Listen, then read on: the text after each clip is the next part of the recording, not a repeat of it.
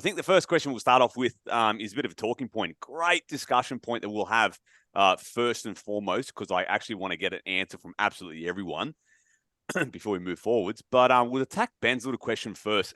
Ben, instead of us actually reading this question here, if you want to just give us a bit of a dot point formation sort of thing of what you're asking here, so everyone's got a context behind it. Just fucking try to read my own shit, man. Hang for yeah, okay. Yeah. Honestly, I've read technical breeding and I was like, what the fuck reading, is that? I've had a big day, so please, Ben. Yes. Breakdown. So what would be technical breakdown during a set? Okay. So interpretation technique versus form. No, we always talk about form. I kind of try to step away from that and look at like technique person to person. And what your viewpoint on would be technical breakdown during a set and when to stop. If we're looking at using the barbell, that is, I wouldn't be looking at with that and how many points we could be looking at. So I guess within that, it's like subjectively, like how many different points of technical breakdown would you be looking at before telling them to stop the set, essentially? Is it 1? Is it 3?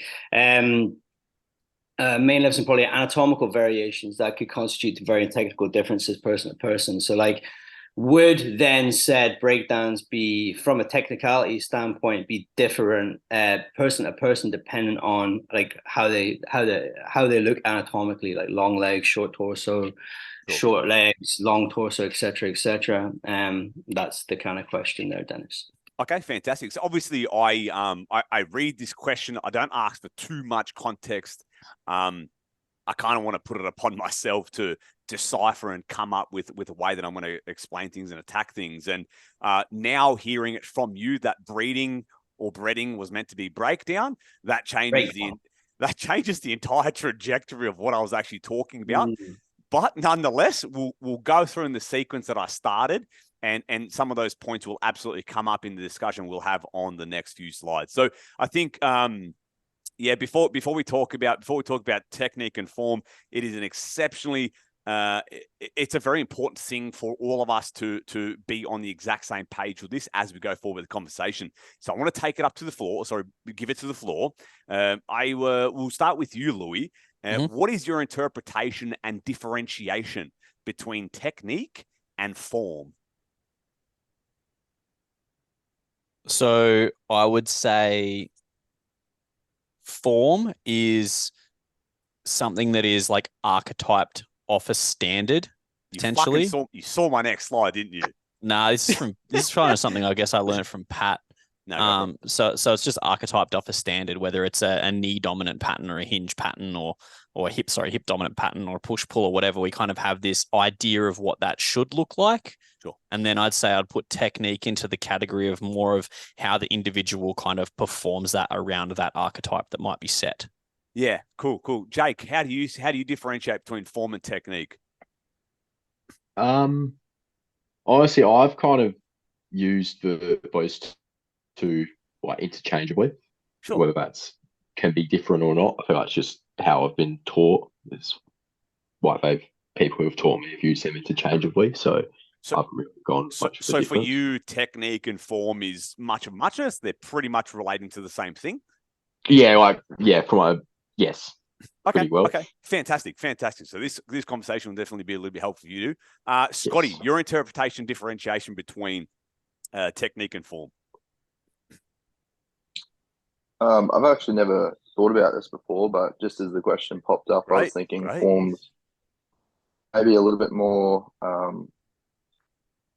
zoomed out, kind of like a more of a macro view, and then technique is maybe some of the individual difference or nuance of each movement or lift.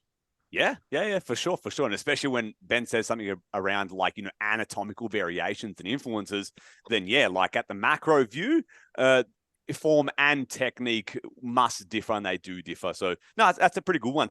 Justin, do you have anything to add, man? Is there a way that you differentiate between the two? No, I personally thought they were pretty hand in hand. Yeah. So I think Justin, I just want to confirm this one before we go forwards. You're just a lifter, right? Like you don't anticipate on coaching and training other people. You just kind of want to know more about everything. Maybe in the foreseeable future, but at the moment, just take the information on and trial it on myself.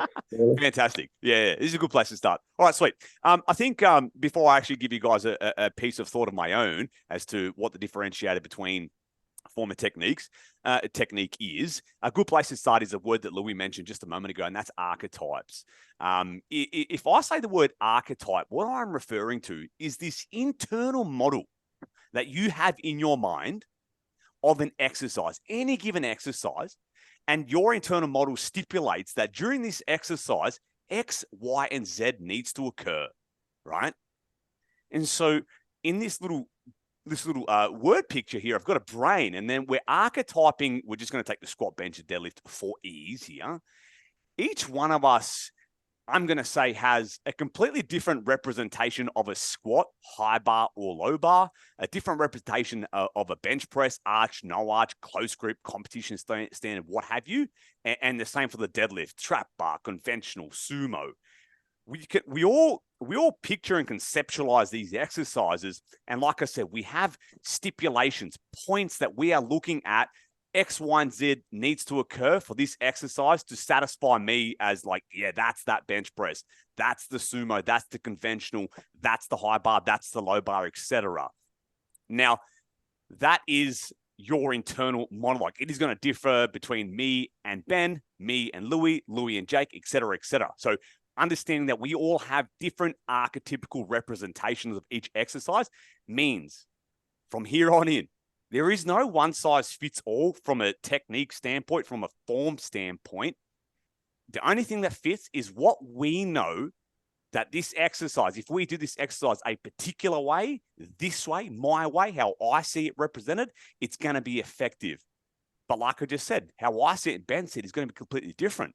So some of the things that Ben might have with some of his clients, they might tick X, Y, and Z. And to him, it's like, yeah, boom, that's the fucking squat that I'm looking for. I might look at it and go, yeah, but I'm seeing this, this, and this, and this, right? So it just goes to showcase that we all have these archetypes in our minds. And then when we look at form and we look at an exercise that needs to be done a particular way, we are basing it on our beliefs and our experiences, right?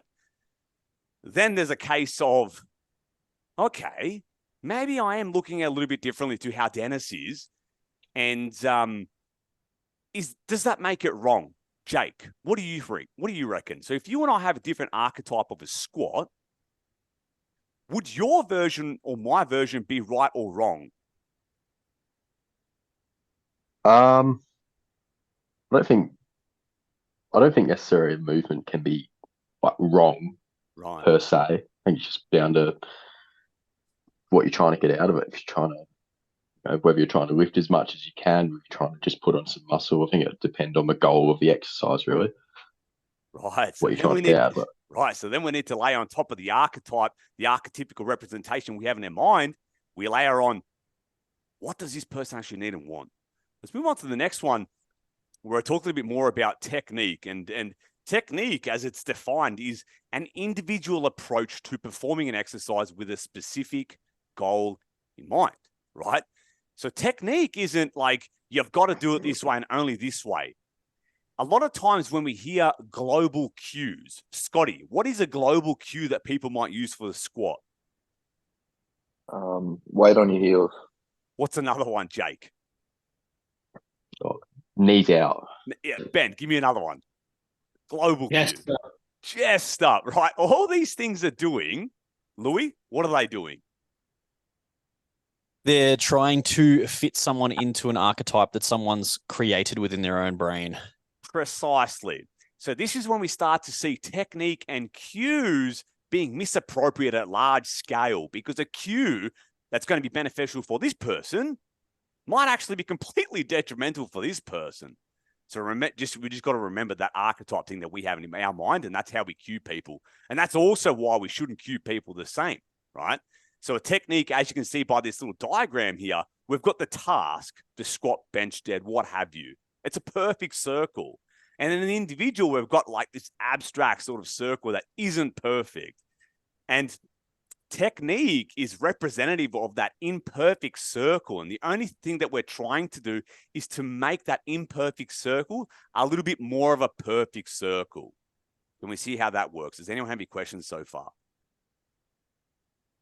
Cool.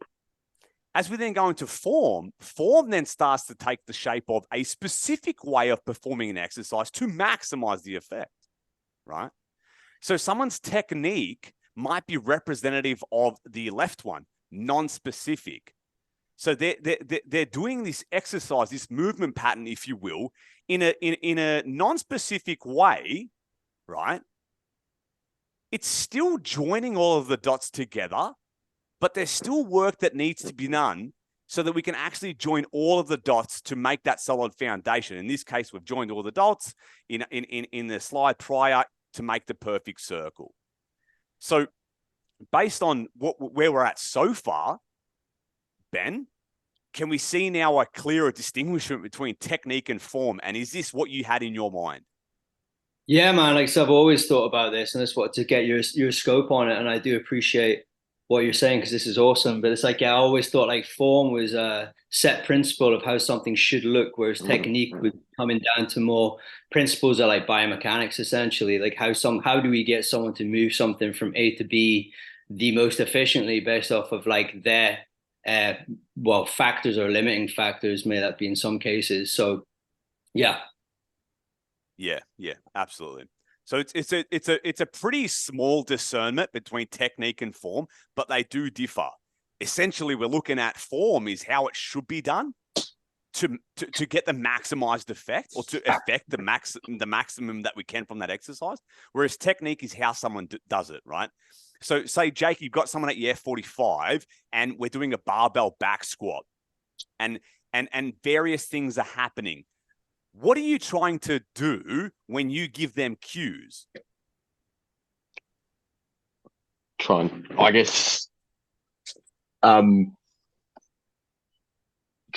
to like very elaborate more, like I'm trying to fit them to my idea of a perfect squat, which would be squatting down as well as you can. I don't know, either of toes or that good stuff, I guess. Right. So you're looking at this person doing a squat, and in your mind, you've got this archetypical representation of what a squat should look like. So now you're looking at how they're doing the squat, and you're giving them cues, applying certain, I guess, verbal feedback, intrinsic or extrinsic, it doesn't really matter. You're applying some sort of feedback so that they start to express. And so it starts to look like this archetype of a squat that you have in your mind. Is that where you're getting at? Yeah. Right. And then what happens if you do that and then it doesn't work out? I normally just try another cue, to explain the cue in a different way, or try a different one to get them to fit into that idea of a squat, I guess. Let's all take the deadlift as an example. Louis, I'll start with you. Yeah. What are the three things when you look at a deadlift? What are the three things that you want to see happening? I'd like to see full foot pressure is one thing. So full foot pressure in the floor. A smooth bar path, so the bar's not wavering away from the body or rocking them back. And then I guess a continuous movement throughout. Ben, what would you see? What are you looking for? Honestly, generalization for a lot of my clients, I'll just say hips, lats, knees, and squeeze. It's easy for them to remember, and all that's doing is just set their hips. It's going to help them take the slack out of the bar, set their scap over the center point. Lats are going to go on, so we know that they're then safeguarding the lower back, and they're going to get some thoracic extension. Knees are going to set over the front of the foot. They're going to get that whole foot pressure, and then squeeze, so then they can compress and just drive it off the ground. And something as simple as that generally gets a result for what I'm looking for. So if someone then comes to you and they want to improve their deadlift technique, what is your point of call? What do you do in that instance? Well, we're gonna assess generally by using load, start to see where things break down technically, and then we could start to see what bullet points we need to put in place to then start to improve the deadlift within itself. And that could be subjective, person to person. Sure. Scotty, if someone comes with you at a deadlift, what are the things that you're looking for? So I'd usually start with feet, lats, and brace, and just kind of address what they do or don't have. And then from there, depending what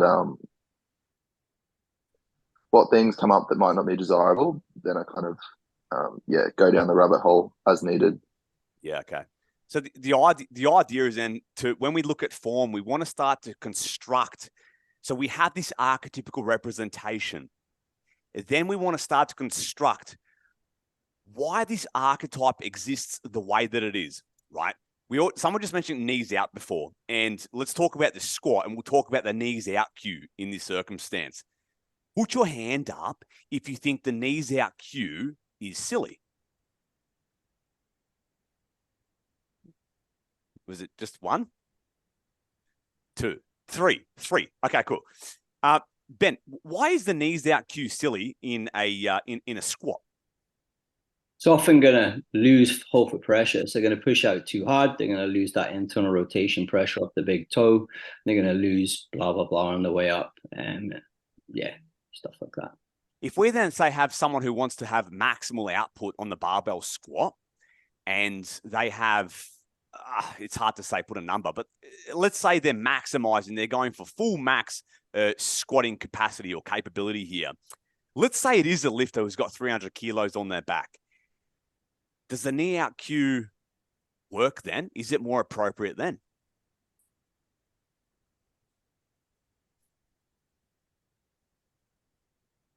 Could be.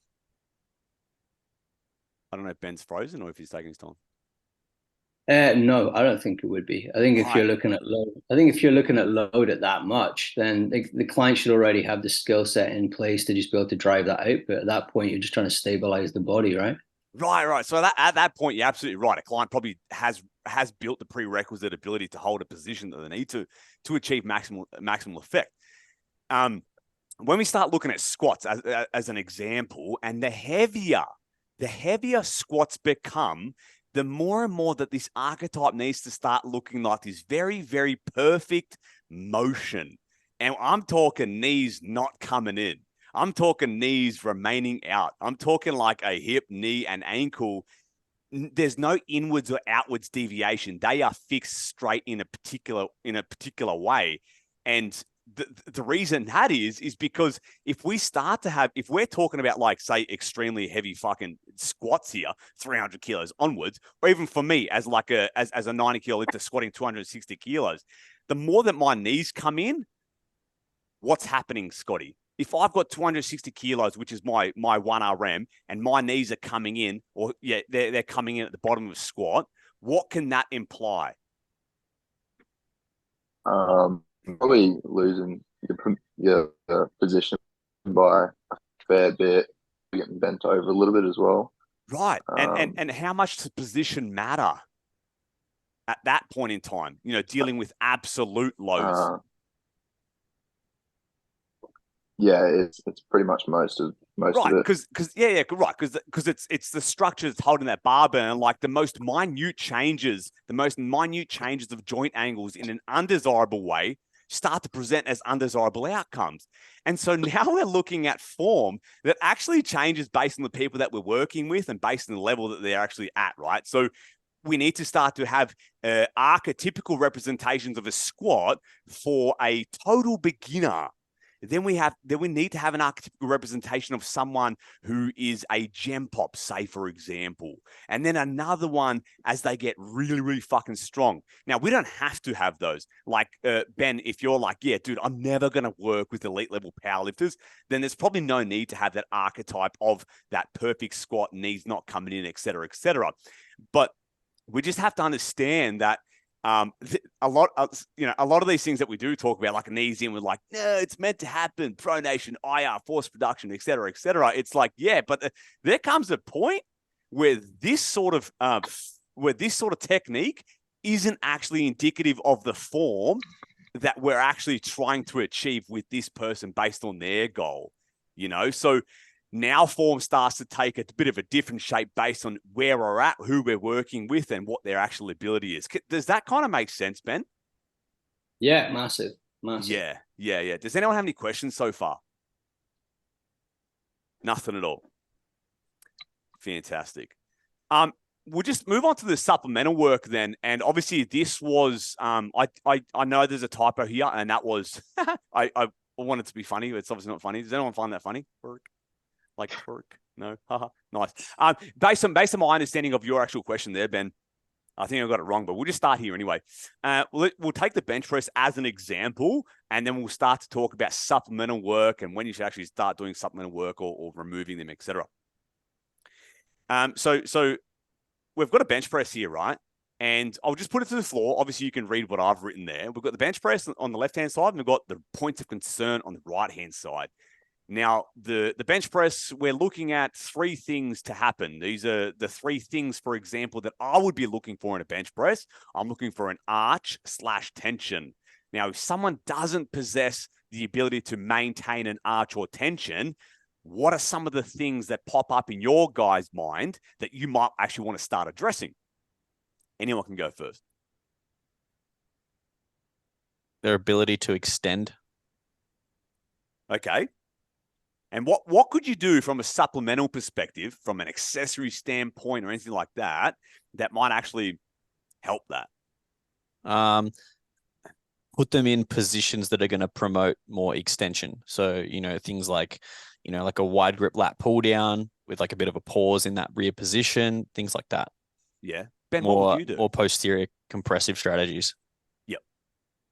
Yeah, like Louis just said it there, man. I want them in more extension. So it's going to look at mobility at the start of the session, to open that up with breath work, and then looking at, exactly like you said there, man, a lat pull down, wide grip, and just helping them stack up pelvis, but just start to work on that upper back extension as they pull down with the breath, man. Just stuff like that. Okay. Yeah, get that motherfucker stiff. Excuse my language. Jake, what about you? I think Ben said it. There's probably, if they can't get into that position, probably some form of mobility work, whatever that looks like, to get the hard figure. Get it into that position first. Okay.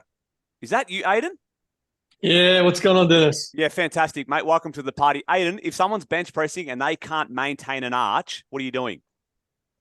I'm looking at also tempos and pauses. Okay. In their accessories. Oh, sorry, I lost the question.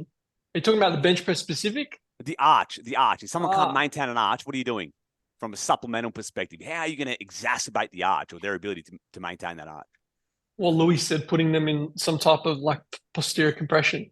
Okay. Scotty, what about you?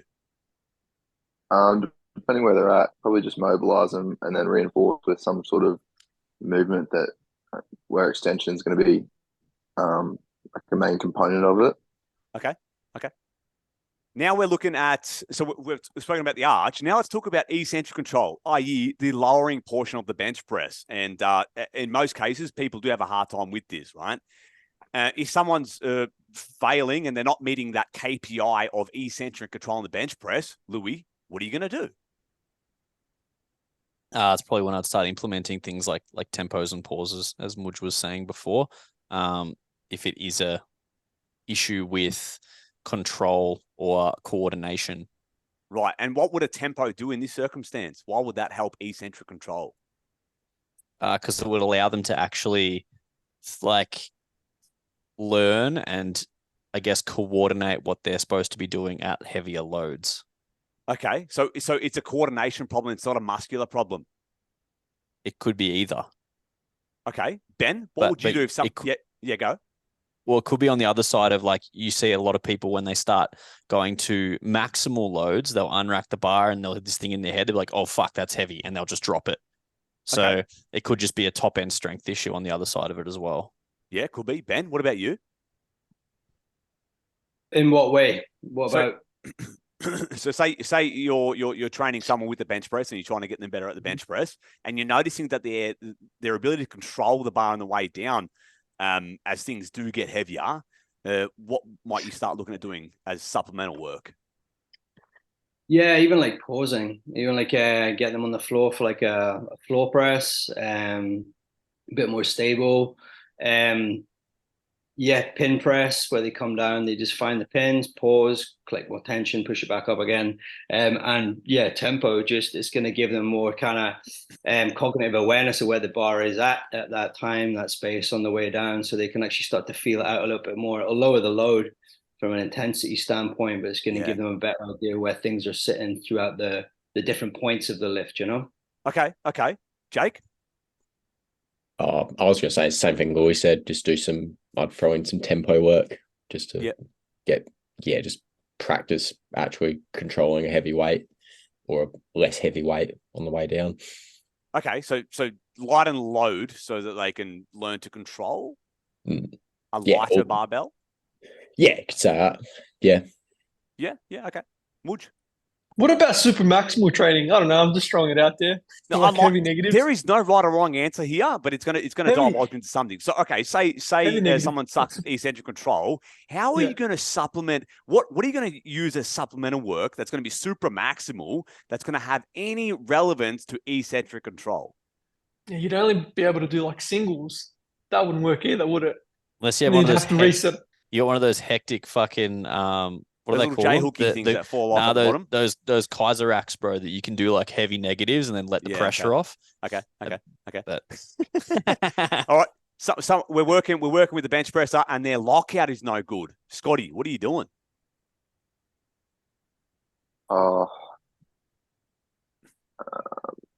As long as they keep in control, probably just pumping them with some extra tricep work.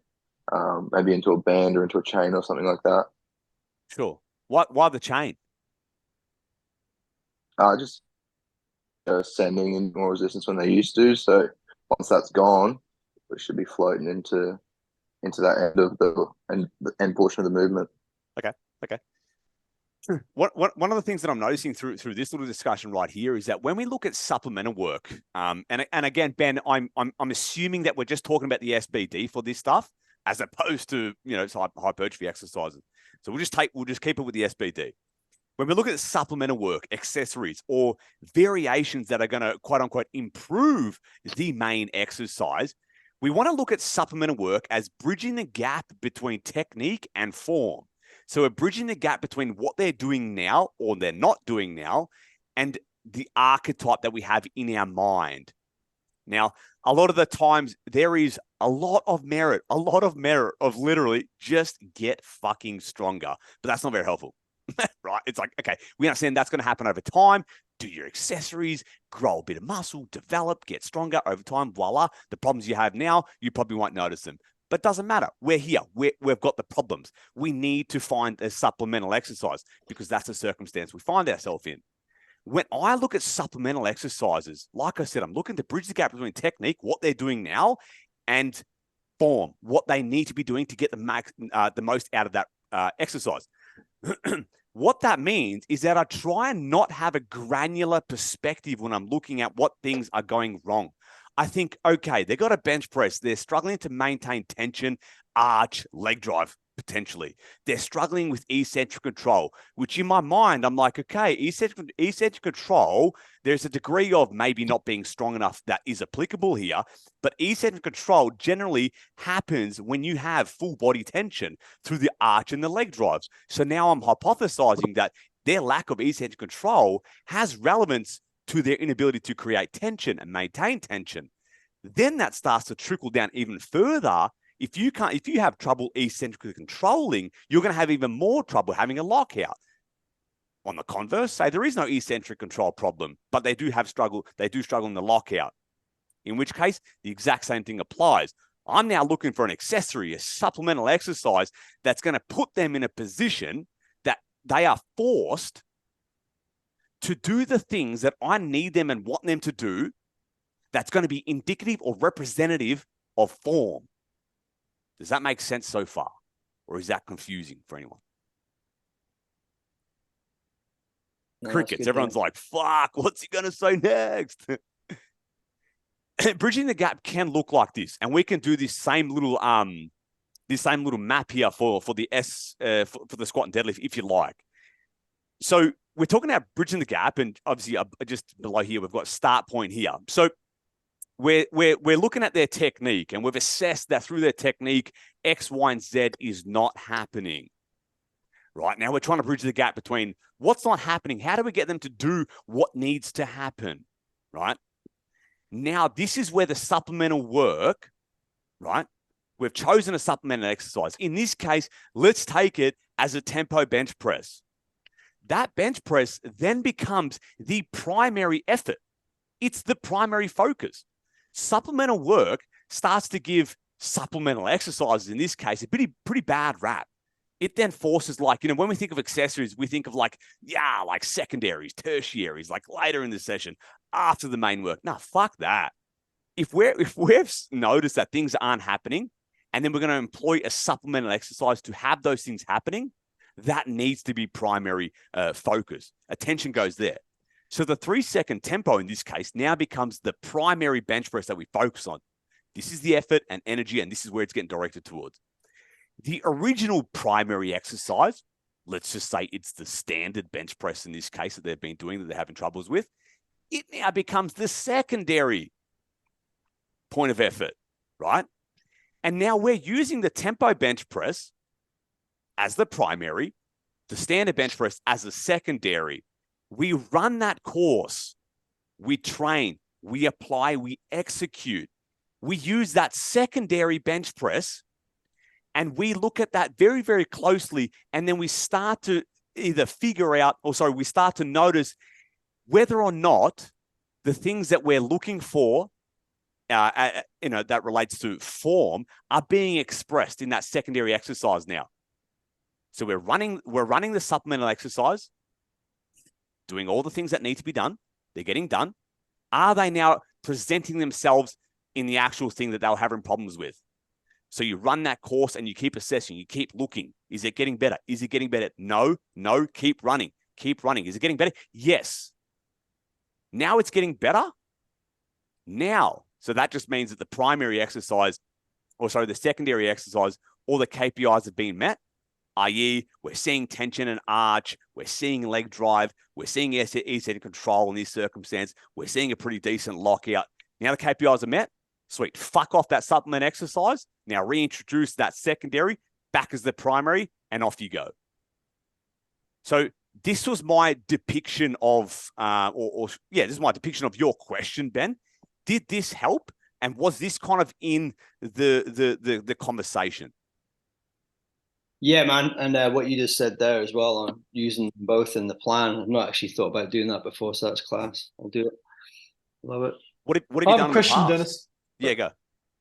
So in this instant, you've made the tempo the primary, and then you still have the bench press as the secondary. Yep. Are you limiting the intensity for the secondary bench, or is it going to be like lighter or heavier than the primary? The primary, so if we've gone the tempo bench press as the supplemental exercise to fix all things, we are not looking to lower intensity. Mm-hmm. We are not looking to lower intensity. The intensity also wouldn't be lowered in that secondary, i.e. just the normal bench press, but the volume would be significantly lower. Significantly lower. If we were to lower intensity, then as things get lighter, they're extremely easy to control. So if we were to lower the intensity on that normal bench press now, whilst we're doing supplemental work, it's not going to give us a true circumstance at which we can either see or not see the things that we want happening occur. Does that make sense? That makes sense. Right. Scotty, do you have any questions? Jake, Ben, Louis? No. No, mate. That's solid. Yeah, that makes sense to me. Yeah, I get what you're trying to say. So the same thing would then be applied for the squat and dead. Ben, I'll take it back to you. Can you give us an instance, a little bit more about this supplemental? Because obviously I interpreted a little bit wrongly. Let's dig a little bit further into your actual question. Can you give us a bit more context as to maybe a situation you had with a client that you're looking at supplemental work or something like that? Suppose, yeah. We've got Stevie. He wants to do some form of powerlifting competition next year. A lot of potential in the guy. He's a big, strong dude, man, but we're just trying to break down some of the technique points now when it comes to where his hips are set on his lift. So he's got a tendency to shoot them up too often, which is telling me that he's maybe not finding position of the bar where he needs to find it before he does the lift. So just looking at now technique points for like supplemental work that would work well for him to start really fine tuning that. And what is something that you've been trying? Something that's been working actually has been pausing on the slack. So I've actually just been getting him to take a 2 to 3 second pause without it coming off the floor, where he takes the slack out the bar. We make sure that the hips are set, and then when he squeezes it off the ground, that it just comes at the same time. Oh, so you're talking about the deadlift here. I still had bench press in my mind. Sorry, man. Yeah, bench press for him, he's really tricep dominant. So like we're looking at how we can get him stronger in the stretch position. So right now, actually, we're just going to a technique. We're going to a tempo right now for him, actually, with a pause at the bottom. So when you say he's tricep dominant, how is that inflicted an undesirable thing? Well, he just relies too much on his triceps, I think, throughout the press. So we're using a lot. Like he'll do like a J press, which he's great at, but it's getting to the point now where he needs to get stronger out of the stretch position as opposed to the lockout. So we're just looking at doing pausing at the bottom with some tempo work. So we see if it works because he just started literally. Right. So if you don't mind me asking, how did you come to the realization that he relies on his triceps more during the bench press? Just because he's never got an issue locking out. If he's gonna not get anywhere, it's just coming out the bottom. Right. Okay. Is his hand position relatively close? I'd say it's like a medium. So it's not like a narrow grip. You know what I mean? Right. So just because the way that he's set, like he just finds that his shoulders are in a much better position, having a little, like not wide, not narrow, but just somewhere down the middle, like just a standard conventional position. You know? Right. Okay. And you've already noticed a potential decrement as things get heavier, that he struggles to get out of the hole on the bench press off the chest. Yeah, like he'll lose position. So like as he's coming out as he comes into the hole, if it's too heavy, he's gonna lose position in the scap. He just loses that tension. So now we're just trying to figure a way to just keep it locked in. And he also struggles doesn't have the best thoracic extension, which doesn't help so much in his bench. He's quite immobile through the thoracic area. Right. Okay. So if he's bars on the chest and it's heavy, and he's pressing, and then you're suggesting that he might lose tension or lose position of the scaps. Have you, are you looking at the hips and the knees and the feet and what they're doing during this time? Yeah, so he'll use flat feet, knees, feet just under the knees, typical sort of J press position, slight arch in the lower back. He's good below, like it's coming from the scap, specifically his left scap. Yeah, okay. So you've being able to just keep that depressed, retracted position the whole way through, especially as it gets heavy. And his bench is sitting at 125 right now, so yeah, it's not like light. It's getting heavy now. Sure. So you've employed the pause as the supplement. I think so. I'm just trying to test some stuff out, whether that's right or wrong. Tempo on the way down, just to hold that position through the scap. And then a little pause at the bottom, just to create a bit more positive tension at the bottom as well, which would need a bit more starting strength coming out of the ditch. Sure. If you you could probably go a long way with trying to widen the hands on the bar. At first instance, intensity is going to drop by default. A wider hand position, a weaker hand position, probably not accustomed to it. By no means is a wider hand position going to actually imply that he's going to use less of his triceps. He will still use everything that he has, or that his pecs might not be able to tolerate. They can. But if you can imagine a wider hand position, so instead of the pause, a wide grip bench press, literally, a wider hand position would imply more internal rotation of the humerus, right? Mm-hmm. And which would mean that there'd be less distance being traveled, because there'd come a point where it's like you can't actually go into ER to get more distance because of the high degree of internal rotation, because of the wide hand grip. So you might then start to look at the wider hand grip placement will limit range of motion, will also then limit the potential for the scaps and the shoulders to get out of position, which might actually influence a better push-off circumstance. Can you see how that might work? Yeah, I do actually. That's good, man. Yeah, so like a wide. So now you could go, all right, great. Fuck the pause off. Let's just do like 4 weeks of wide as the primary. Keep intensity high, and then see what eventuates as a result of that. Yeah, so it's always like looking at, okay, cool. So you said he wants to power lift. Yeah, he's right. keen, man. Right. So it's like now this form that you have in your mind that represents the archetype of what a bench press should look like might need to start to take a bit of a different approach in terms of like, this is what it should probably look like for someone who wants to get on the platform and move the most amount of weight possible. We absolutely don't want scaps moving. We don't want tension being loosed. So there's various different things you can employ. But it's like trying to choose this supplemental exercise that's going to put this person in a position or a circumstance that they're going to find themselves in during the competition. So like, during the comp, the idea is obviously shorten range of motion in any fucking possible way to move the most amount of load possible. So the wide probably kind of makes a lot of sense as well. Try it. I'd like for you to let me know how that goes if you do try it. I'm going to do it, man. Yeah, cheers. Does anyone have any questions so far about the technique and form? Dennis, I have this question, and you could probably give some merit. When you hear have people too many say, questions, man. I'm sorry, but you answer them very well. When you hear something, or someone will say, "Oh, they're leaking energy," or "They're leaking energy in their form." Is there any merit to that? Is there any truth to that? What do you guys think, Jake? Where are you? Where'd you go? Yo, Jake, go on. I'm in. I can't see you, mate. All right, cool. Okay. Hey, actually, wait. Let me go to Justin. Justin, I thought you left the call because your screen disappeared. I want to ask you, Justin. You, as you've got the biggest bench press here. What do you bench press? 190? 195. Oh, fuck. Sorry, mate. All right. 195 kilo bench press, Justin. Have you ever thought about, fuck, I might be doing something that's leaking energy?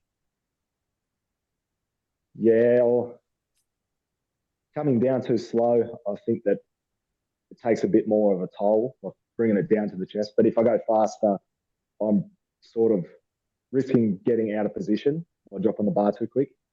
Yeah, okay. Okay, all right. So which part of it is leaking energy, like going down too slow? Yeah. Okay. Too much time under tension. All right, that's a better answer than I anticipated. I think, Mudge, you're alluding to like when people say like you're in this supposed incorrect position to begin with, X, Y, and Z isn't happening. As a result of that, you're losing or you're leaking energy, right? Right. So it's a hypothetical thing that this person has created in their mind, right? That they're seeing something not occur, which should occur, so that it satisfies the archetype that they have in their mind of whatever lift it should be or is and how it should actually move. Right. So say it's say it is the squat, right? And then the knees are coming in and people go, you're leaking energy. It's like, all right, I'm not leaking energy. This is a great way to produce force into the ground. But yeah, if I was to say, try to make my squat 300 kilos, that would absolutely present as a leakage of energy. It would mean that I'd have to do more work over time. If you've got a 300 kilo barbell bar on your back and you're about to do a squat and you go down and your knees come in, you technically have to do more work to get the knees in and to get them back out and then to stand up. It's like you don't want to spend that extra time going through that work to finish off that repetition. Can you see what I'm saying here? But in most circumstances, and that's an extreme example, man, it's like at that point, maybe, okay, maybe we'll call it leaking of energy. But up until that point, it's like nothing is really a leaking of energy. This person is just saying that because what you're doing doesn't fit the mold of what they think you should be doing, i.e. your technique doesn't satisfy what they consider as the right form, right? Does that answer your question? Yep. Yeah, okay. Does that make sense to everyone? Yeah, man, that's sick. Yeah. That's sick. Ben, that wraps up your little your part. I really enjoyed that. Thanks for asking that question. It was fucking great. Appreciate you going so deep into it, Dennis. I really do. Thank you. My pleasure. My pleasure. I hope you got something out of it, man. Yeah. Moving on to Justin's one. Justin's one's an interesting one. We've got how to leg drive and create a safe arch in a bench press, positives and negatives of this approach. technical awareness, bracing, breathing, belt, elevated heels, etc. Fantastic question yet again.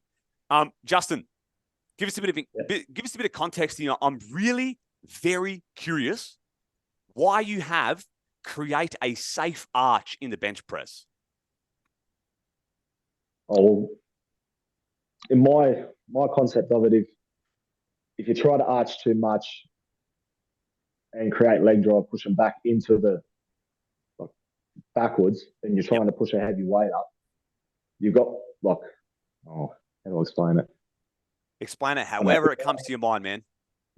So in my head, I think that it'll put too much pressure on your spine by using that leg drive going back, trying to, because you're pinned into the bench. There's too much pressure pushing back. Okay. All right. I mean, I don't use leg drive very much. No, I know you're a flat back, no leg drive, just full kind of sense sort of person. So if I was to say to you, what's more dangerous, arching in a bench press, or sorry, not arching in a bench press, or bending the spine? Which one would be more dangerous in your opinion? What was that? Which one would be more dangerous in your opinion? Not arching in a bench press, or really arching the spine? Really arching it? Yeah, okay, cool. That's fine. There is no right or wrong answer. It's just about understanding what's actually happening, why it happens, and why it shouldn't happen, etc. So let's dig a little bit into it. Mudge, so just for you, the next 5 slides you would have seen before in our last call. But does anyone know who this person is? Yeah. Justin, don't say anything. Jake? Okay. Scotty? John Hack. Yeah, great. Ben, are you still there? No, I think he had to go, mate. Yeah, okay, cool. So this is John Hack, right? Is 265 kilos on the bar. Who thinks that he has an arch? Put your hand up in the air. Right.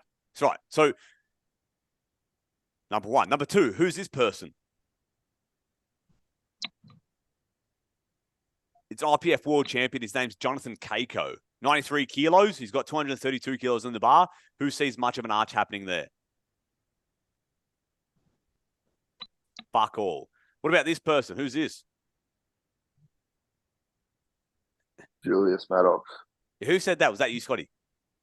Yeah. Yeah. Julius Maddox. Arch? Leg drive? What do you reckon? No, not much. Fucking non-existent. So that just goes to show that first and foremost, I really wanted to make a point of that one, is that arching in the bench press is this hypothetical thing. It's hypothetical that it could actually help you, and it's a safer position for you to be in, right? Hypothetical. Because we now see a lot of times, especially at the higher levels, that people are using and moving significant fucking loads, right? But devoid of arching. So it's an interesting question. But Justin, to get a little bit further, I want to kind of just express and show these 2 different arch positions. Put your hand up if you've seen the arch on the left-hand side. Yeah. Yeah, pretty common. What about the one on the right-hand side? Yeah, Scotty, you haven't seen it before? Not off Instagram anyway. Right. Justin, have you seen the one on the right-hand side before? No. Yeah, okay, cool. Which one is using leg drive? Jake, which one's using a leg drive? I would say more one on my left. All right. Scotty? I guess both. Okay. Louis? They both to some extent. Okay. Maiden? Thoracic. It's using more leg drive. Yeah. Okay. Justin, which one's using more leg drive? Yeah, I'd probably say the one on the right. Looks like he is. Okay. So what is the point of leg drive? Can anyone tell me what the point of leg drive is in a bench press? Isn't it to build pressure? To be more stable and build pressure through the body, starting at the feet up to the upper torso. Yeah. Fantastic. So both of these are they're both applying leg drive. completely differently though. So the one on the left-hand side is a very typical representation of an arch, and I just coined that the lumbar arch. Although the arch looks like it's being created at the thoracic spine, you can tell by the fold of his shirt and where his belt sits. The fact that his hip is in extension, Jake, if you extend the hips, what does the lumbar spine do? Want to Does it extend or flex? go into extension. It goes into extension, right? So when you're doing the lumbar arch where you've got the feet under like this and you're driving the heels down, you're extending the hips, which means that by default, you're extending the lumbar spine. Now, this then starts to look like an arch, but it's actually an arch at the lumbar spine. And although there is a representation of an arch, oh, my bad. It's only one way of doing it. So, Justin, which one do you think is safer? The one on the left, the one on the right? The one on the right. Okay, why is that? I don't know. He just looks like he's going more neutral. Like his back's pretty jacked up. This part's jacked up. So, Justin, just to confirm, you seeing this thing right here, that then sends like markers to your mind going, oh, that's probably unsafe. Yeah, well, anytime I try to get into a position like that, when I'm benching, I tend to get like tight in my lower back. Yeah. It gets like a lower back pump. Yeah, exactly. So I actually can't bench press like this either because I feel the exact same. And it's not because it's dangerous, because you're feeling sensations in the low back as a result of this position. It's not dangerous and it's not unsafe. It's quite effective. But the thing that this position doesn't allow you to do is actually use leg drive to promote the arch. The only thing that this position does here and the leg drive in this position is it extends your hips and keeps you in this position. So the leg drive, in effect, is here to help hold position, not create position. All right. Right? The one on the right-hand side here, the thoracic arch. We've got the hips relatively neutral. And because the hips aren't in extension, we can already assume that the lumbar isn't in the high degree of extension, but there is a lot of extension at the thoracic spine. Hence, the apex of the chest is fucking high, right? But he's got his feet forward, right? So I'll use my little ruler here. Hopefully you guys can all see this. Can you all see that? Is it too dark? I can see it. You can see it? Oh, it's somewhat, actually. What about this? Oh, all right, fantastic. So when you're in the lumbar arch, you're here. Great. You can't actually make that any tighter. You can't do anything.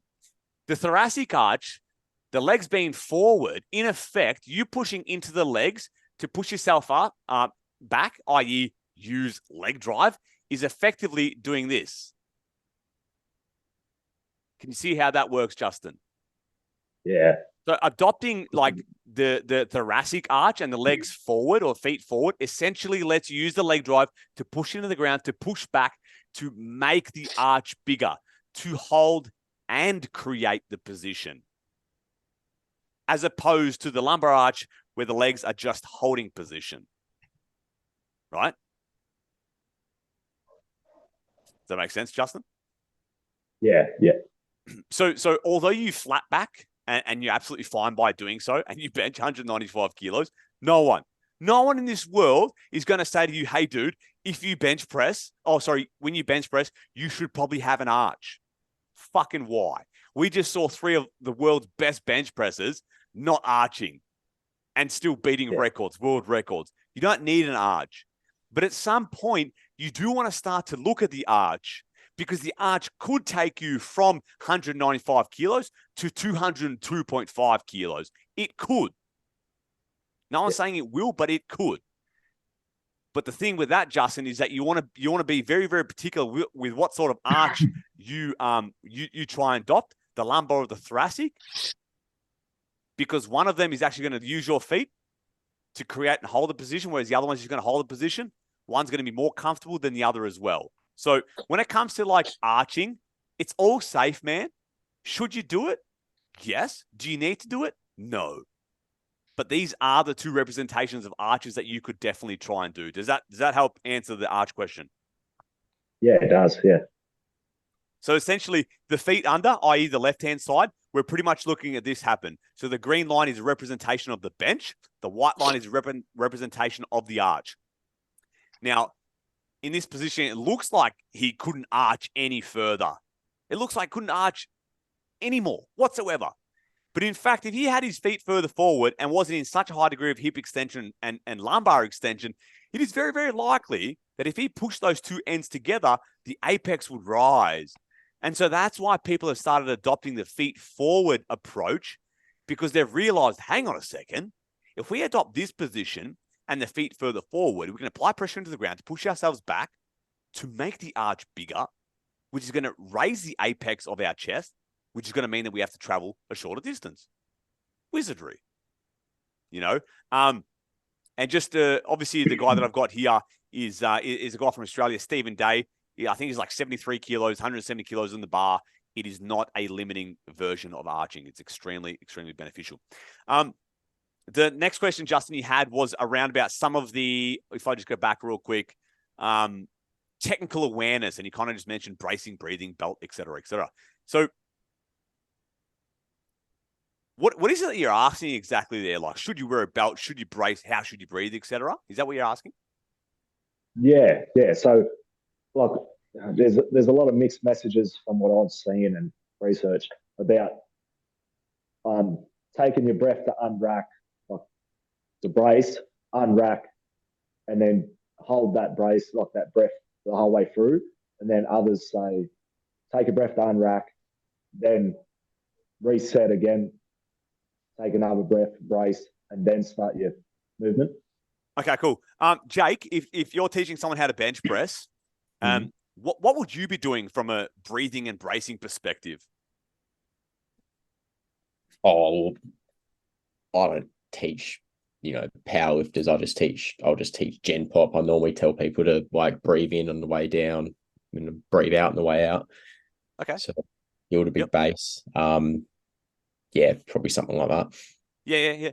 I just want you to know that, because you said at the start, you're like, I don't coach or train powerlifters, and the bench press, it gets a bad rap as well, because it's like all powerlifters do it, and it causes fucking tech ruptures and all this shit. It's dangerous, and it's actually a really, really good exercise. But when you do look at the bench press, and if you ever do get someone who actually wants to bench press, do you bench press?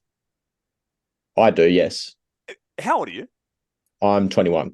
Yeah. How many times during your fucking high school years have people asked you how much do you bench? Oh. You know what I mean? Typically speaking, man, people bench press because they want to fucking bench. They want to bench as heavy as they can. Now, I'm not saying that they have to be powerlifters, that they want to be powerlifters, but people, when they start lifting a barbell, humans, by default, just want to lift heavy bars, man. And so that's why an understanding of these sort of concepts may actually help you going forward if you ever do encounter one of these people. But, Scotty, yeah. What about when you teach the bench press, bracing, breathing? What are your thoughts on that one? So, kind of depends. Sometimes with the Gen Pop client, breathe in, pull your chest up, and then breathe out on the top half of the way back up. Okay. Something that I've found very effective myself, but I only kind of suggest to very few, is actually breathing up into the chest on the descent and essentially meeting the bar, and then exhaling on the way out. Something I've found personally good, but it's not something I say too often to clients. So you'll say something like breathe into the upper chest area on the way down?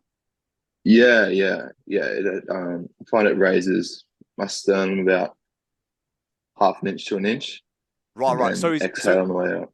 Is it breathing into the upper chest, or is it just breathing in general? Breathing into the upper chest. So if you don't mind me asking, how do you discern between breathing into the upper chest versus just breathing? Like how are you able to shift the oxygen to the upper chest?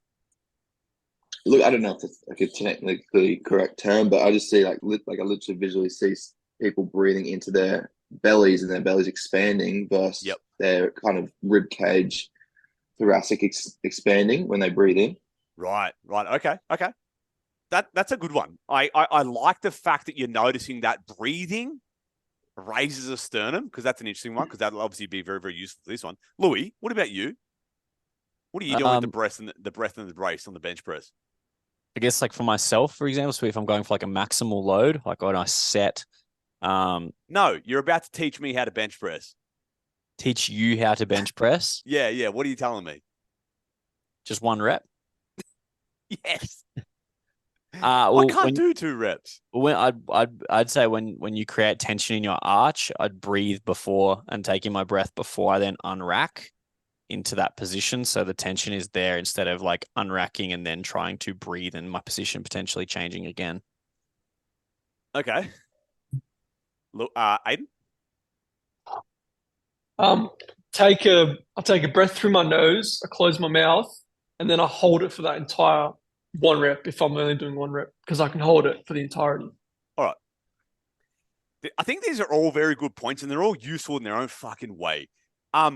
Justin, when we look at the breathing and the bracing strategies through the bench press, when you don't arch and you don't create that sort of tension through your setup, then you have to rely on other means of creating tension. Like if you're not arching and you're not applying leg drive, you're missing out on an abundance of tension that you could otherwise have created, right? So now you're looking at belts, you're looking at breathing and all that kind of stuff. Let's say as an example, you started arching ever so slightly, all right? I want you all to do this right here. I want you to take the biggest breath you can, right? The biggest breath, close your mouth and arch your back as hard as you can.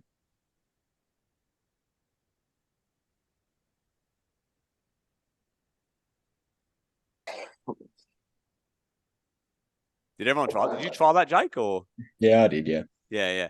Now I want you guys to take a full exhalation. Get everything out of your mouth and arch your back as hard as you can.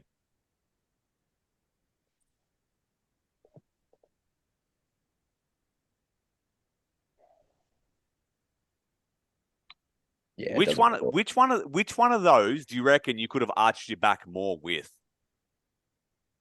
The inhale. So who said that? Was that you, Jake? That was me, yeah. So you took an inhale and then you arched your upper back. You didn't lean back like Scotty. You stayed upright and you just arched your upper back. And with the inhale, you got more of an arch. I did, yes. Okay. Can you try that one again? So upright, full exhale, and just arch the upper back. Oh, okay. Actually, never mind. Okay. First time, yeah. Right. So Justin, what that suggests is that as you're setting up, right, when you have a bench press and you have an arch and you have leg drive, the inhalation wants to come after you've unracked the bar.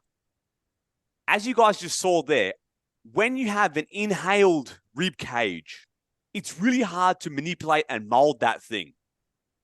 When there's less air, there's less pressure on the inside, there's more malleability.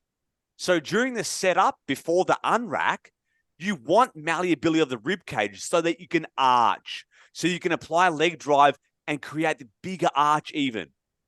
So if you have a full chest of air, it's going to be really, really hard to make that position the biggest and the best that it could be. Once you're in that position, that's when you unrack, that's when you take the breath in, and that's when you hold the breath. Justin? Yeah. Is this making any sort of sense yet? Yeah, so obviously the breath is what's filling and bracing. And if you take the breath before you get in position, you're not going to get in the tightest position you can get in before you fill it. Precisely. Yeah. So you got to get in the tightest position you can, which means that you want to have pretty low amounts of air inside your actual body. Get in that tight position, hold that, apply leg drive. That's how you hold it. Unrack the bar. then take the breath in. The breath is almost like a final sort of like cherry on top. It's like, yo, we're going to fill you up. Boof, we've just cemented this position. And then you go on, right? Scotty, does this make sense? Yeah, definitely. And now that we talk about it, that's actually what I do unconsciously. Yeah, intuitively. Yeah. Yeah, cool. Anyone have any questions with that one? I think the next one that you mentioned was like a belt and whether or not you should wear a belt itself. Do you wear a belt, Justin? Does anyone here wear a belt when they bench press? Nope. I think like when you wear a belt in the bench press, if you're not arching and you can't have a good arch on a bench press, I would probably start recommending a belt. Because if you haven't got the arch, you're already missing out on an opportunity for tension and pressure. Yeah. If you have an arch and leg drive, you're all good. You probably don't need a belt because you're creating enough of the tension and pressure. If you're not arching, probably wear a belt because it will, to a very, very small degree, albeit helpful, give you a little bit more pressure on the inside. Yeah, right. So that's kind of like the decision-making process between the belt or not. Your next question was elevated heels. Has anyone seen people bench press with lifters? Anyone? No one. Yeah. Okay. Why do they bench? What? Okay. So, Louis, why do they bench press with lifters on? This person was a midget, so it was to allow them to actually get their legs to the ground. For leg drive. Yeah. Okay. Justin, do you bench in lifters? No, I've just swapped over to benching in my squat shoes, which have an elevated heel. Yeah, so lifted. And what do you find when you're wearing lifters? Other than you're able to reach the ground because you're also a midget. Yeah. So, I was about to say, I'll probably find the same thing. At least with the elevated heel, my feet are more firm to the ground and I can feel a bit more stability and push into the ground. Not so much pushing back into leg drive, but I just feel that bit more ease of stability. Right. Whenever you're doing a bench press and you have full ground contact underneath the foot, so if you've got that feet forward approach, or if you've got, I know this is not a good representation of the lumbar arch, but if you've got this sort of setup where the feet are back and the heels are off the ground, and then you're lifting and then you're putting a heel on so that you have full contact on the ground, if you find yourself in a position where you have full contact on the ground and you're not pushing into the ground to push yourself back, then you're missing the point with that one. Yeah. Because there's only two strategies. Either keep the heels off the ground and drive the heels down so as to extend the hip, to extend the lumbar spine and create that arch. Alternatively, if you have full contact with the ground, keep them there. That's fine. But you want to be thinking about pushing into the ground to push yourself back to make that thoracic arch a little bit bigger. Right? That's like the only caveat to heels and elevations and lifters when bench pressing. It's like, okay, we'll do this, but you got to be pushing yourself into the ground. Otherwise, if you're not thinking about doing that, just take the lifters off. You don't even need them. There's no point you having full ground contact with the feet. Yeah, I'm just lazy. I'll just keep them on after squats. Oh, okay. Fucking hell, mate. Well, does that give you a bit of an insight with lifters then? Yeah. I didn't even think about it like that because I know that a lot of people say, like, John Hack, for instance, he says, get your feet underneath your ass as much as possible on your bench and then with your heels elevated a bit and then drive your heels down, and that's the cue to sort of activate that leg drive. Yeah, because John Hack has a really, really hard ability to actually bend this part of the back, i.e. he has a hard time arching. So there's no point him having there's no point him trying to adopt this style because he can't even do this to begin with, right? He can only do this. And even when he does try to do this, it looks like this, right? Because he's so stiff. He has an inability to move his body, right? So then we go, oh, okay, anatomically speaking, There's a reason why John Hack does this. So then John Hack says, lifters on, feet back, drive down, etc., etc. It's like, hang on a second. You do that because you can't do X, Y, and Z. So that's your only option. But I can do X, Y, and Z. So maybe I have to start looking at a different option then. Does that make sense, Justin? So you could actually have an ability to extend your upper back, the thoracic spine, to arch, to apply a leg drive from feet forward sort of thing, right? So it's like, it's really hard because you got these guys who are like extremes, like the best in the world. You're like, of course they fucking know what they're talking about. But at when you dig a little bit deeper, you go, oh, okay, it might not be applicable to absolutely everyone. Can you see what I'm saying, Justin? Yeah. That's what works best for him, and others are going to have a different option. No hate to John Hack, he's a legend. But that's pretty much that one. Cool. How are we doing so far, lads? Are we all right? Yep. Louis, you still with us? Yeah, mate. Yeah, all right. Jake and Scotty and Justin, if you like. I'm not going to ask the other two boys because they probably have an answer for it anyway. Knees caving in during the squat. Good, bad? You sort of addressed that earlier. What's Justin, that? You sort of addressed it earlier. Under a heavy load of max effort, you don't really want them to be caving. Right. Okay. And then general lifters, your body's going to pretty much put itself in the most optimal position to lift the weight. Right. When we're starting to err on the edges of our genetic potential from a strength perspective, so when we're that fucking strong and pushing those sort of loads, that's when it's like, yo, don't let those things move, man. You want to adopt a position where they don't move. But back to you, Jake. Good or bad? What do you reckon? I've changed my opinion on this a little bit. Kind of, I think I said it in my message. Like, you kind of get taught when you go through that you don't want to let them go in, otherwise your knees are going to explode. But I think, like Justin said, if your body's going to do what it's going to do. If it's going to find the most optimal way to do it, and then like you said, if it's if you're at the absolute peak of what you can do genetically, then you'd want them to be pretty stiff and pretty stable. Absolutely. But anywhere else, it kind of does what it wants. Yeah, cool. Scotty, are you able to chat? Can you have an answer here?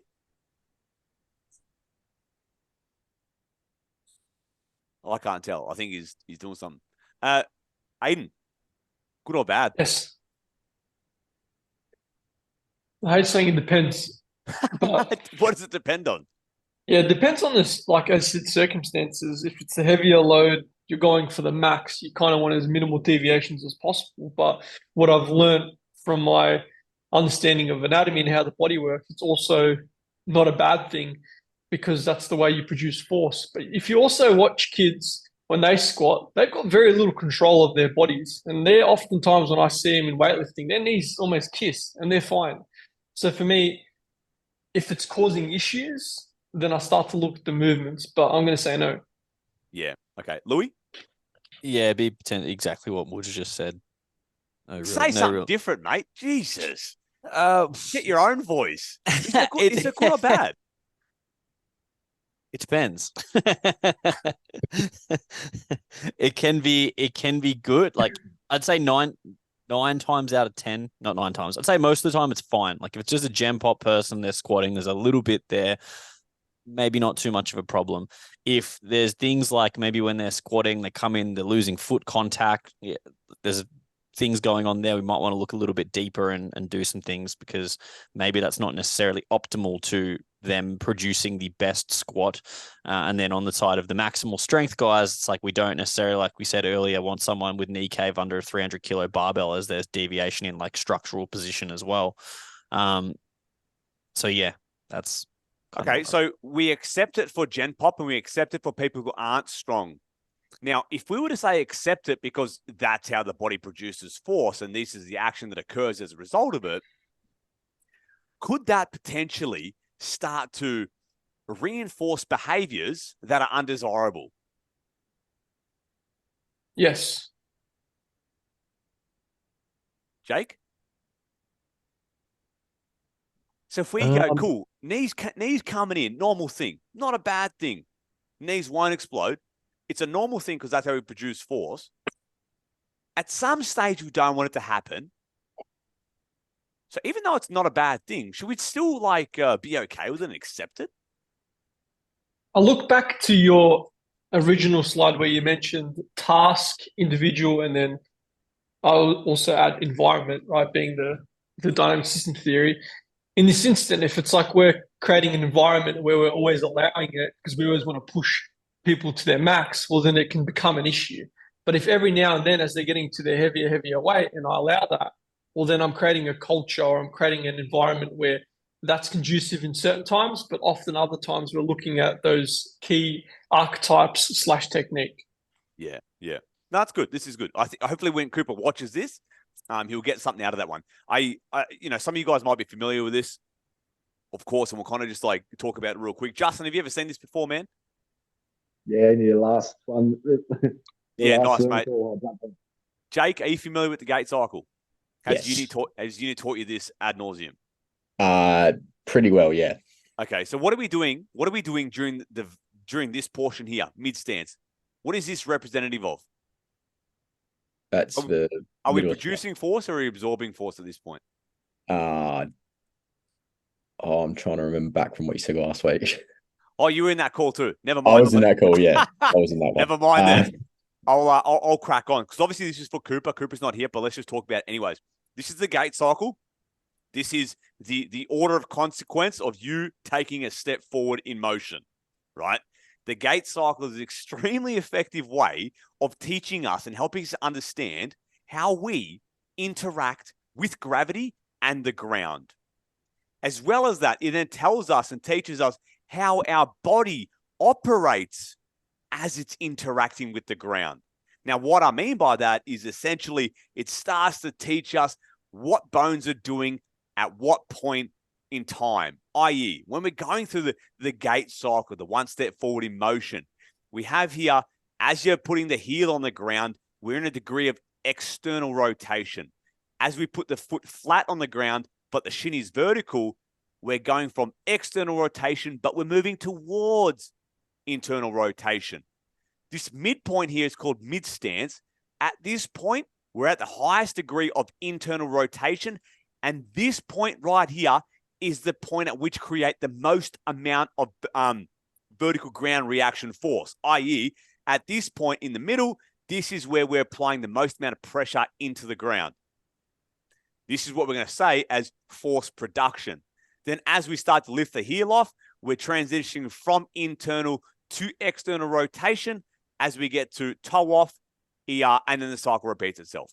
So essentially, what that means is that at this point right here is where we're trying to produce the most amount of force possible, i.e. deadlift, i.e. coming up from the squat. And there's a degree of internal rotation that's associated with, well, internal rotation means that things are turning inwards, that things are coming inwards. So like knees caving during the upwards portion out of the hole on a squat is nothing but a representation of us interacting with the ground, internally rotating, applying force to stand back up. So there's some degree of normalcy that comes with knees coming in during a squat. But as obviously, like we were talking about just before, sometimes it's desirable, sometimes it's not. The second thing that we need to take into consideration here is the adductors and the role of the adductors. Before I go on, Jake, was any of that new to you, or was that just a different way of explaining it compared to uni? Oh, it's a different way of explaining it. I kind of, and guess from last week as well, you kind of touched on it. Right. And yeah, that kind of makes sense to me now. So, Cool. So when we look at the adductors here, we've got this green slither of muscles, not a muscle, muscles. There's several of them. There's actually 5 of them. Now, the adductors, obviously, right, they adduct, adduct, i.e. adduction is bringing in together. Knees coming in, arms coming in. That's adduction, right? So the action of this muscle group, i.e. what they do, is that they internally rotate the femur, the leg bone, and they bring the knee in a degree. So if we're going back to the gait cycle during the portion of us applying pressure into the ground, we're internally rotating, we're adducting. Hello, adductors, right? They're doing that job. I mean, that's happening naturally, but this muscle group is contributing to that action, and they're fucking strong. And when they pull the knee in, they really want to pull the knee in, right? So as you can imagine, if you were to say, separate the knees and get them as far apart as possible, that's a stretched position. So if you're now in a circumstance where you've got a relatively wide squat, then there's a degree, because they're already wide, they're going to come in, right? But if they're really, really close, there's no need for them to come in. But we'll talk about that in the next slide here. If we look at these three stances, right, I want you guys to have a look at 1, 2, and 3. Let's talk about number 1. In number 1, what is the potential for knees coming in, Jake?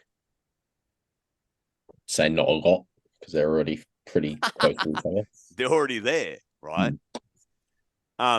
Louis. Yes. Knees coming in or not? In 1? Yep. Yeah, probably not. Aiden? No. Steve. Fucking Justin. Sorry, mate. No, they're already pretty close together. Okay, cool. Number 2. Are the knees coming in?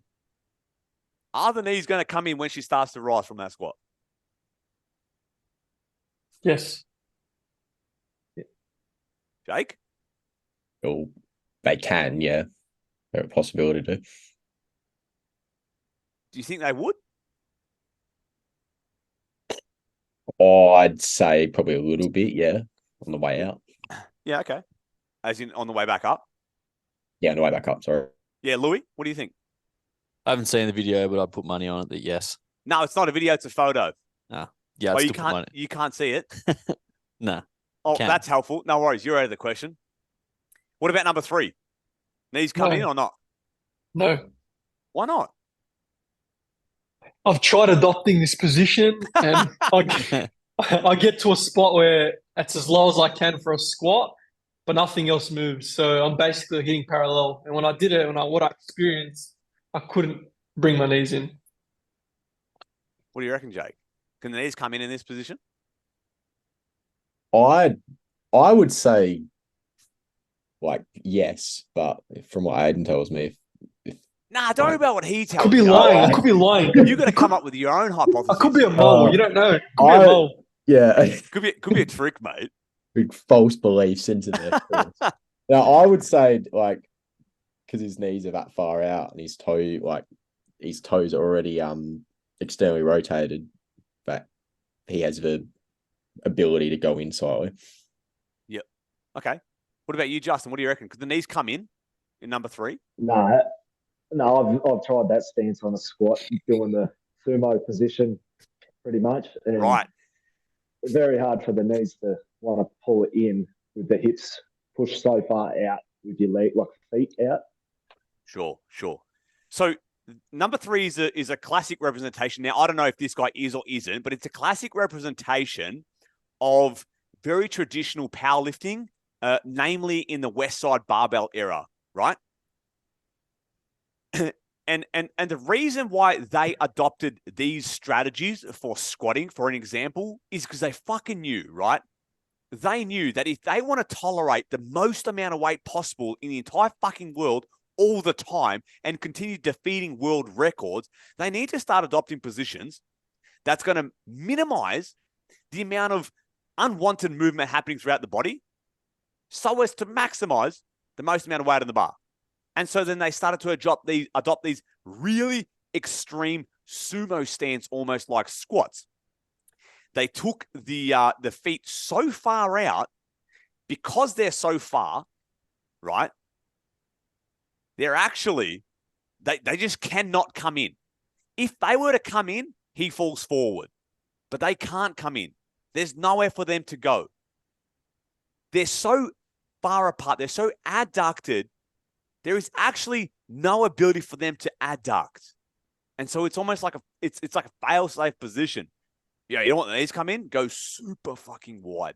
And now you might see it as well in powerlifting competitions. The really, really strong guys, in most circumstances, not always. Justin, you might be able to see this as well.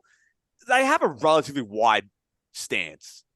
And the wide stance acts as two parts. It's like it acts in a way to put them in a position where things won't go wrong, where structure is going to remain stiff and stable and not be undesirable, right? But also put them in a position where they have to do the least amount of work possible. So from a squat perspective, from an absolute load perspective, number 3 is like going to have less knees coming in, but it's also going to be the strongest one.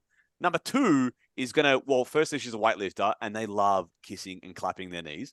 So number 2 is going to have like knees coming in most more than anyone. And number 1, it's like, you're already there. You got nowhere to go. So this one's like, you got nowhere to go. You're already there. This one's like, you're so far away, you're not going there. And this one's like, yeah, I'm here. Cool. So stance can influence knees coming in and the degrees at which that happens. Now, if we look at this top one up here, we've got knee valgus, because Cooper asked, is knee valgus bad? Right? Jake, is knee valgus bad? I'm going off of what they tell me at uni, then yes, but sure. Why is it bad? Yeah, what did they say? They they said. What did you say? What do you say? What do you say? Well, I was taught it's like it'll increase your risk of knee injuries because I don't know, there's more pressure going through your medial knee. But I think I mentioned it before, my kind of beliefs on that have changed a little bit since going out of uni. Yep. Scotty, I don't know if you can hear us. Can you jump on? Do you have an answer to knee valgus? He's there, but he's not there. Okay, great. No worries. So we look at knee valgus, right? And knee valgus is obviously like this inward deviation of the knees, i.e. knees coming in.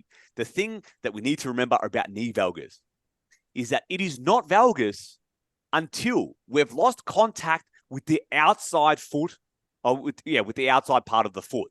So if we were to take this as an example, if the outside edge on either one of these sides has lost contact, i.e. lifted off the ground, we can hypothesize quite clearly and confidently that it's valgus. This is a hard picture, and this goes to depict valgus extremely well. But what it doesn't depict is that, hey, if this guy was to stand back up, would those knees go back out?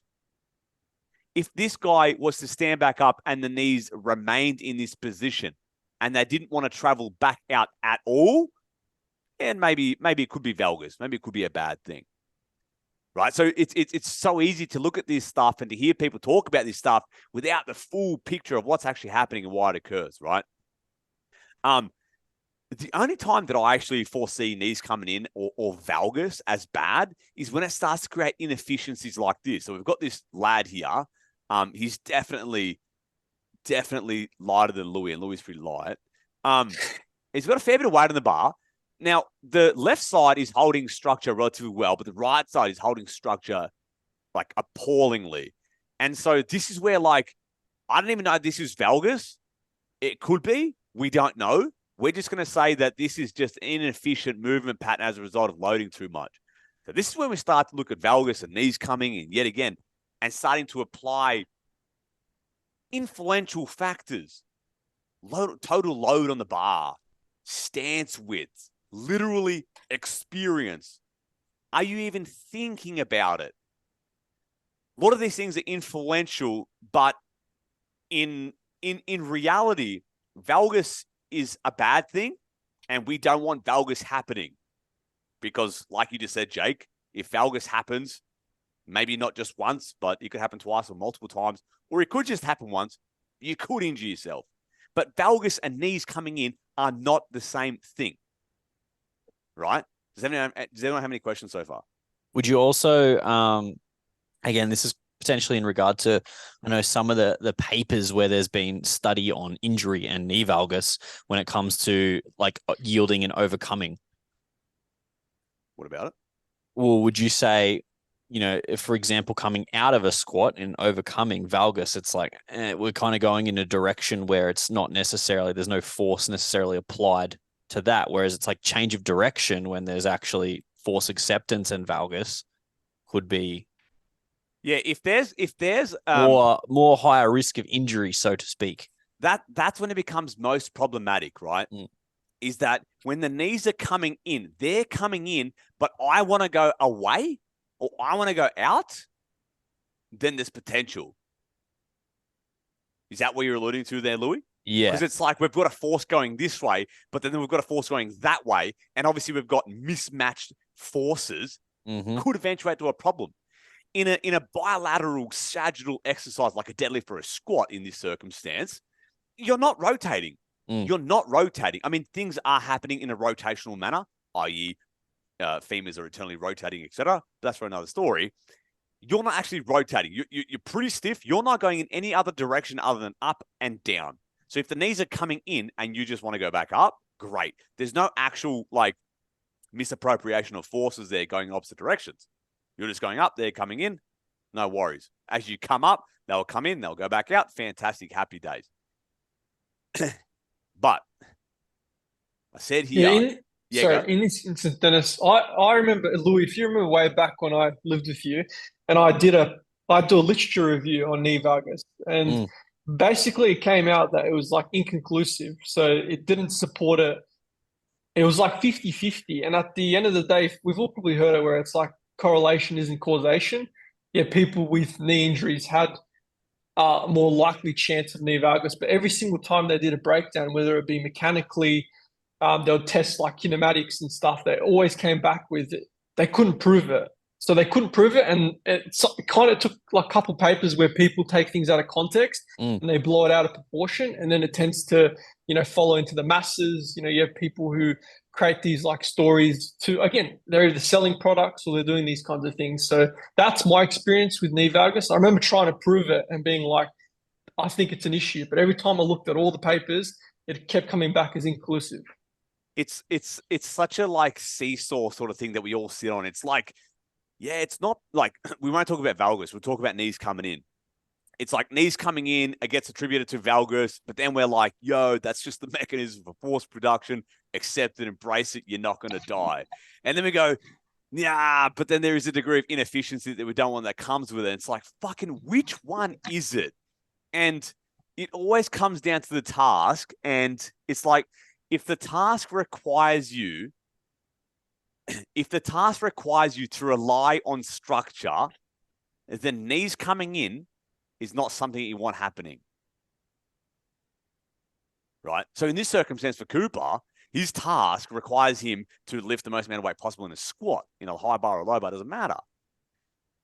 As we spoke about before, when it comes to efficiency or economy of exercise, so that it fits my archetypical model of what a low bar squat form should be, so that he gets the most out of his exercise, I don't actually want knees coming in too much. But I think the reason why Cooper asks is because Cooper, he doesn't know how many times I've said to Cooper, hey, man, widen your stance. We need to try widen your stance just a little bit further. He goes, no, I feel weak in that position, but that's okay.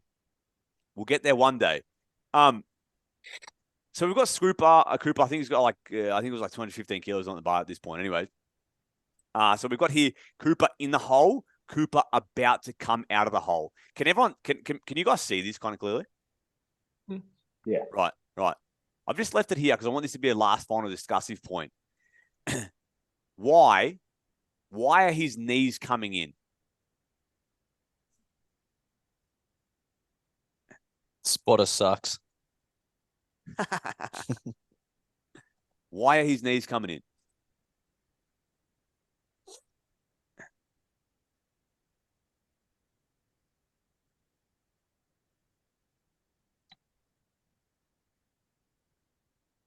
Anyone? Crickets. Because he's producing force? Well, he is producing force. Yeah, but like what you just said earlier before, you're trying to get him to go wider or adopt a slightly wider squat stance so that I'm assuming he gets to depth and doesn't go any lower than he requires to? No, that's another strategy. So what you're referring to there is like adopt a wider foot position so that when you get to the very, very bottom and you literally can't go any further because your structure is stopping you, you're at parallel. No, that's not actually what I'm thinking here. Mm. Jake, do you have anything that comes to your mind? Oh, I think I was going to say a thing that Aiden was saying. He's like, that's just his strategy to get out of a hole, is to just bring his knees in to start producing force. Yeah. Okay. Justin, do you know why this might be happening? No, it's interesting to hear everyone else's opinions on it too. I'd probably be on the same bandwagon. Yeah, once he's producing force, his body's just pushing the knees in to try to stack a bit better. Sorry, yeah. Yeah, get ready to push up. Yep. Yeah. I was going to add, Dennis here, are you referring to coupled motion as he goes into hip flexion, he goes into internal rotation? No, that's just a natural mechanism or natural motions that are occurring. I'm just saying, hey, we look at this representation of him in the hole and about to come out of the hole. Why are his knees coming in? we could, and we're all saying the right things. We're all saying the right things. You know, he's trying to produce force. He's trying to produce force. Now, the thing that I don't want to see from Cooper, and the reason why his knees are coming in, is not a bad thing. Is it dangerous? Absolutely not. Is it most efficient? No. Technically, him coming down and him being in this stance means that he is absolutely going below parallel. Trust me, I was there behind him. I don't know if he knows that was me. He goes so far below parallel. The more hip flexion that he goes in, i.e., the deeper the squat. Would it be because? Sorry. No, keep going. going. Go. Well, is he in lifters? Yeah, he's in lifters. So I don't know. I'm just spitballing. No, go on. Maybe because he's in lifters, he looks quite upright. So he's probably going quite deep or deeper than what you'd want to potentially leverage for someone like a powerlifter. So he's getting into like a more of a position where he has to leverage the adductors more. And I don't know, just spitballing shit. As we go below parallel, we're going back to an external rotation, which means that the adductors now have more leverage to pull in, right? So essentially, and you're absolutely on the money, because that's why Cooper and I removed his lifters. Hey, okay, you don't want to go wider? Take the fucking lifters off. That's going to stop you from going so fucking deep, right? So, because he went through such a large degree of range of motion, he went well below parallel. He has a close stance and he's wearing lifters. Those two things coupled allowed him to go deep. As a result of going deeper, when he breaks parallel, like I just said, he goes into more external rotation of the thigh bones, the femur. Now the adductors have more leverage to internally rotate, because remember, they internally rotate an adduct. So if the femurs externally rotate, the adductors go, mad, we've got something to pull on. Whoop. And then they bring the knees in. He finished the lift, but God, it was a hard lift. It was a grind. He was absolutely, from a strength perspective, from a peak perspective, ready to lift that and more. But the position he found himself in was totally inefficient, purely by going so deep and adopting that stance. So what we did was we removed the lifters and we went slightly wider. And now he's finding himself in a position where the knees aren't coming in as much, but they still are. So that's kind of like the troubleshooting factor here. So if Cooper wasn't a powerlifter and he didn't care about most amount of weight on the bar, then my archetype, what I envision form to be for a squat, for him who didn't want that, would be like, yeah, no dramas, man. That's all good. The knees are fine. Whatever. I don't need to correct that. There is no harm in it.